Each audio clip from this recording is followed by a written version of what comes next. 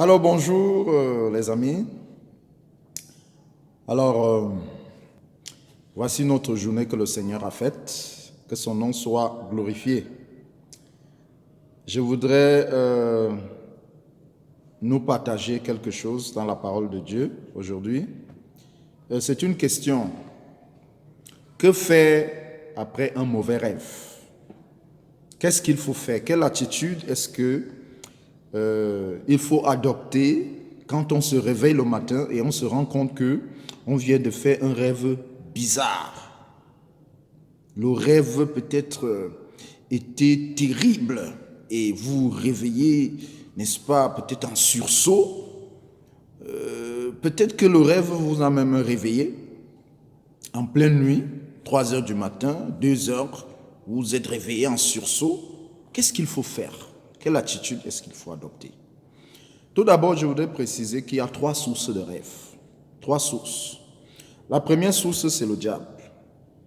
Si le diable inspire les hommes, si le diable possède les hommes, si le diable parle aux hommes, il leur parle aussi dans leurs rêves.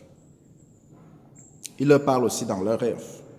C'est pour ça qu'il y a certaines personnes qui ont fait un rêve et le diable les a séduits par ces rêves. Ils ont cru que c'est Dieu qui leur parlait. Ils n'ont pas eu le discernement. Et ils se sont mis à agir par rapport à ces rêves. Aujourd'hui, par exemple, on entend les gens qui disent que voilà, j'ai rêvé que ton mari est sorcier, j'ai rêvé que ceci, j'ai rêvé que cela. Bon, c'est vrai, ce n'est pas forcément toujours le diable qui parle, mais dans la majorité des cas, c'est lui. Donc, la première source des songes et des révélations en général. Je voudrais me limiter ici dans les rêves, mais quand on parle de rêve, c'est un type de révélation, comme la prophétie, comme la parole de connaissance, comme les visions, etc. Voilà. Donc, première source de révélation ou de rêve, c'est le diable. Deuxième source, c'est notre esprit humain. Notre esprit humain.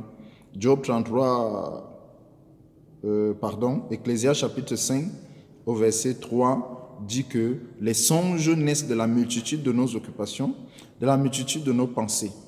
Alors ça signifie que parfois quand on a beaucoup pensé à quelque chose, ça vient dans les rêves. Ça c'est clair. Donc ce n'est pas forcément Dieu, parfois c'est un rêve, ça vient de nos propres pensées. Troisième source des rêves, on trouve cela dans Matthieu chapitre 2 verset 12.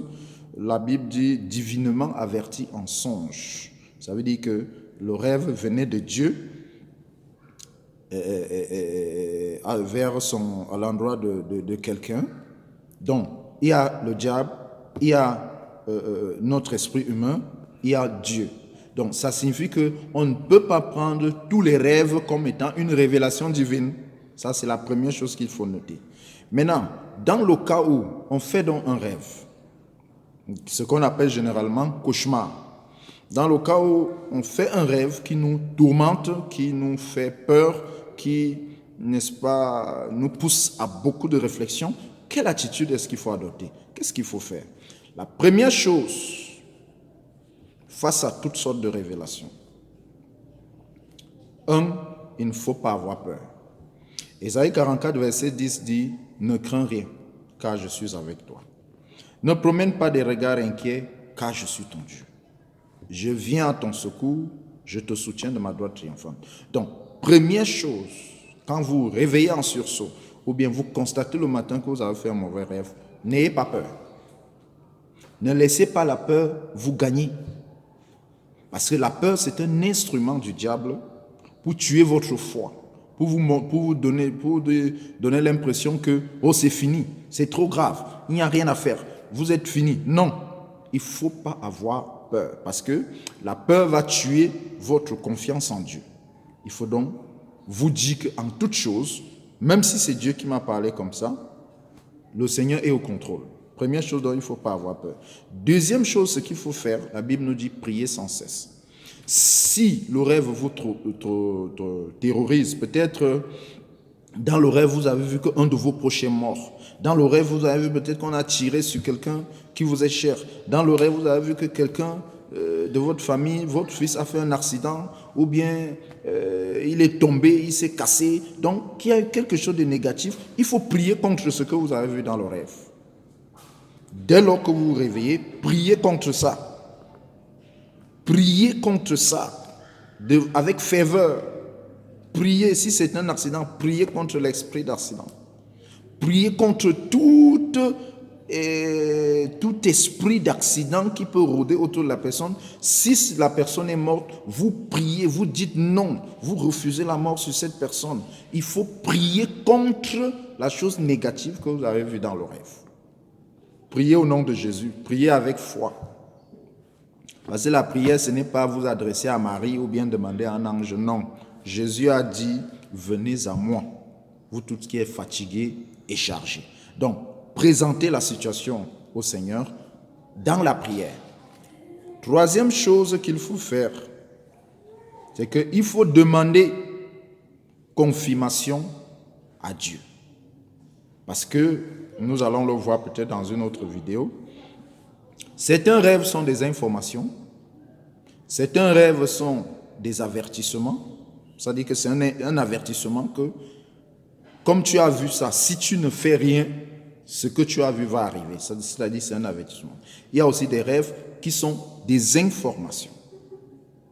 C'est-à-dire que ça ne dépend pas de toi. Quel que soit ce que tu vas faire, ce que Dieu t'a montré, ça va arriver. Mais généralement, les rêves qui ont une connotation négative, ça nous interpelle souvent à faire quelque chose. Donc, il faut demander d'abord confirmation, parce que tous les rêves ne sont pas forcément le genre, il y a eu quelque chose de bizarre qui est arrivé, non.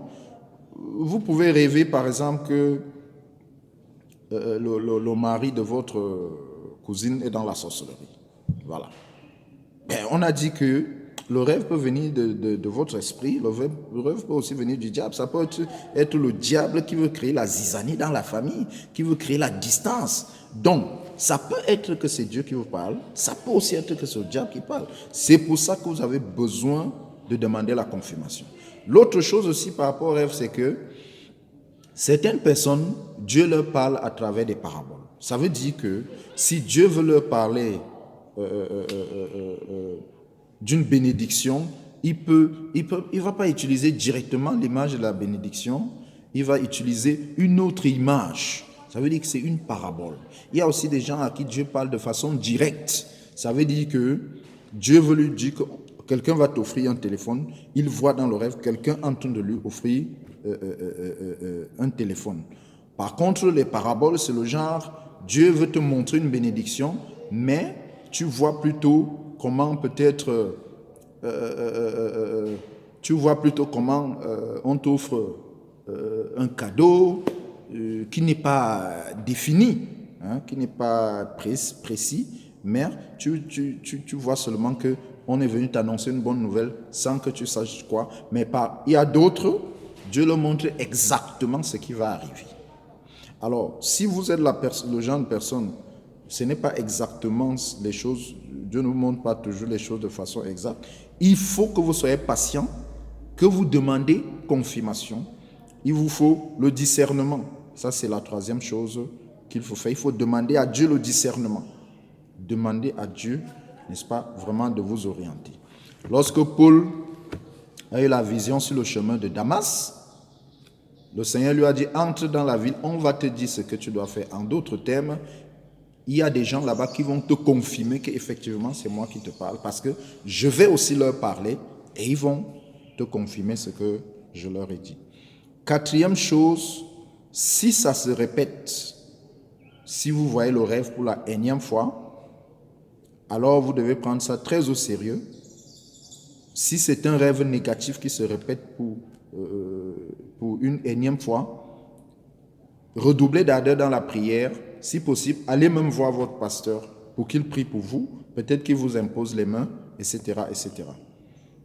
Mais si c'est un rêve positif, vous voyez chaque fois dans votre rêve, on est en train de vous embaucher dans une entreprise. Chaque fois, vous voyez qu'on est en train de vous embaucher dans une entreprise.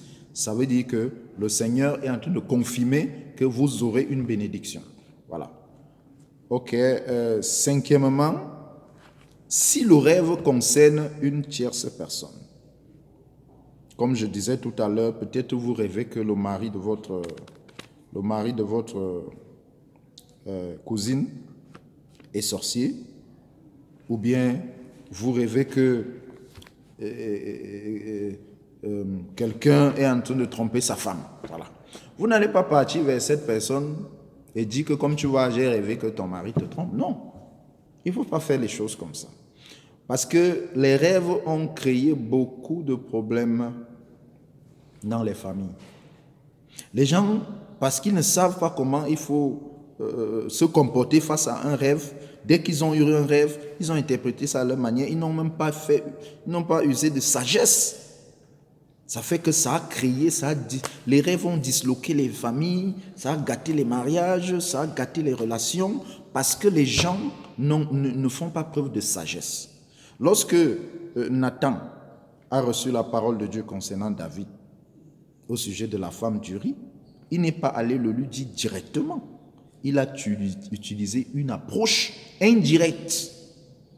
Et même avant que vous partiez voir quelqu'un par rapport à un rêve, il faut que vous ayez la confirmation, effectivement, que c'est vraiment le Seigneur qui m'a parlé. Et il faut même que vous sachiez, vous demandez à Dieu s'il faut inclure la personne. Parce qu'il y a certains rêves, au lieu de dire directement à la personne, ça peut détruire la personne. Vaudrait mieux plutôt aller voir un responsable spirituel ou bien le pasteur pour lui expliquer, afin que le pasteur sache quelle approche utiliser pour peut-être parler avec le concerné. Donc, il y a donc la sagesse qu'il faut en ce qui concerne les rêves. Donc, vraiment que Dieu vous bénisse. J'espère que ce message va éclairer quelqu'un, va édifier quelqu'un. Donc, pasteur Yves Charlie Kodja, que le Seigneur vous bénisse. Nous allons prier.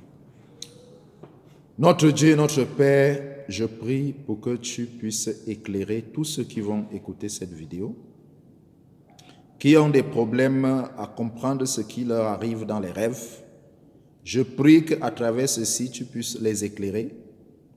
Je prie, Seigneur Dieu Tout-Puissant, que tu puisses les empêcher de faire des erreurs dans l'interprétation. Et ceux qui ont fait des rêves qui ne comprennent pas, Seigneur, je prie que la lumière de ton esprit leur soit accordée, afin qu'ils comprennent, ô Dieu Tout-Puissant, ce que tu essayes de leur dire.